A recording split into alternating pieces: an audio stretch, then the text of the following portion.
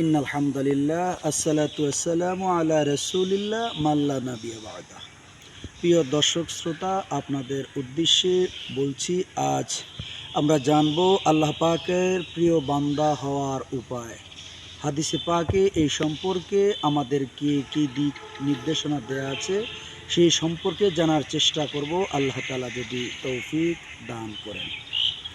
আবু হুরায়রা রাদিয়াল্লাহু তাআলা আনহু থেকে বর্ণিত, তিনি বলেন, নবী করিম সাল্লাল্লাহু আলাইহি ওয়াসাল্লাম একবার তার মজমার মধ্যে সাহাবাই কেরামদেরকে উদ্দেশ্য করে তিনি বলেন, কে আছো আমার কথাগুলি শুনবে এবং তদ অনুযায়ী আমল করবে, নিজের আমল গঠন করবে।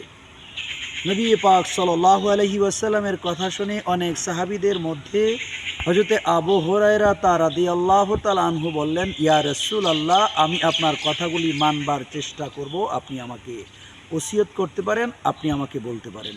তখন নবী সাল্লাল্লাহু আলাইহি ওয়াসাল্লাম হযরতে আবু হুরায়রা রাদিয়াল্লাহু তাআলা আনহুর হাত ধরে তাকে 5টি বিষয়ে গুনে গুনে বললেন।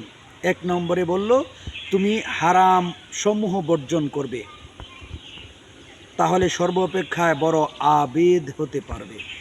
দ্বিতীয়ত যেই কথাটি বলেন, আল্লাহ তাআলা তোমার জন্য যা বন্টন রেখেছে তাতে তুমি সন্তুষ্ট থাকবে, তাহলে লোকদের মধ্যে সর্বাপেক্ষায় স্বনির্ভরশীল তুমি হতে পারবে।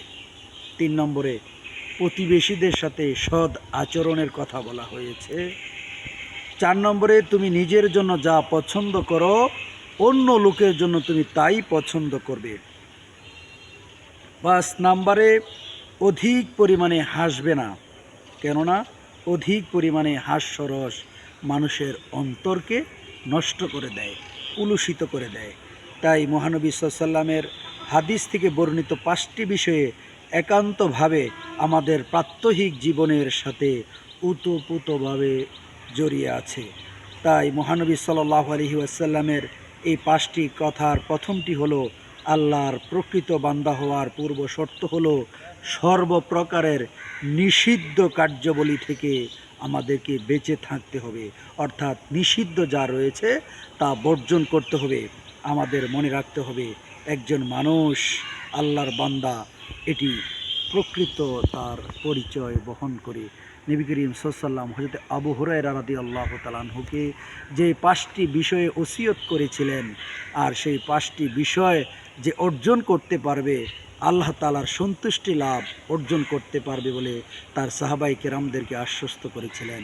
এবং আবু হুরায়রা রাদিয়াল্লাহু তাআলা আনহু স্বীকারোক্তি দিয়েছিলেন, তার হাত ধরে নবী করিম সাল্লাল্লাহু আলাইহি ওয়াসাল্লাম এই 5টি বিষয়ে তাকে ওসিয়ত করালেন এবং আবু হুরায়রা রাদিয়াল্লাহু তাআলা আনহু এই 5টি বিষয়ে মৃত্যুর আগ পর্যন্ত অক্ষরে অক্ষরে পালন করে গিয়ে এখন আমাদের কাছে আবু হুরায়রা একটি বিশাল ব্যক্তির নাম। আবু হুরায়রা রাদিয়াল্লাহু তাআলা আনহুর নবীজির সাহাবীদের মধ্যে অন্যতম সাহাবী হিসাবে মর্যাদার আসনে মুমিনের হৃদয়ে এখনো বসে আছেন। তার চাইতে সবচাইতে বড় কথা হচ্ছে, নবী সাল্লাল্লাহু আলাইহি ওয়াসাল্লামের যতগুলো হাদিস বর্ণনা করেছে, সবচাইতে হাদিস অধিক বর্ণনাকারী সাহাবীর নাম হচ্ছে হযরতে আবু হুরায়রা রাদিয়াল্লাহু তাআলা আনহু। আল্লাহ তাআলা হযরতে আবু হুরায়রা রাদিয়াল্লাহু তাআলা আনহুকে নবী করিম সাল্লাল্লাহু আলাইহি ওয়াসাল্লাম যেই 5টি বিষয়ে ওসিয়ত করেছিলেন, উম্মুল মুমিনিন হযরতে মা আয়েশা সিদ্দিকা রাদিয়াল্লাহু তাআলা আনহু সহ আমরা যারা শুনছি, আমাদের সকল উম্মতে মুসলিমা যেন এই 5টি বিষয়ে আমরা আমল করতে পারি এবং সেই মর্যাদার অধিকারী হতে পারে, সেই তৌফিক মহান মালিক রব্বি কারিমের কাছে চেয়ে আজকে এখানেই শেষ করছি। আসসালামু আলাইকুম ওয়া রাহমাতুল্লাহি ওয়া বারাকাতুহু।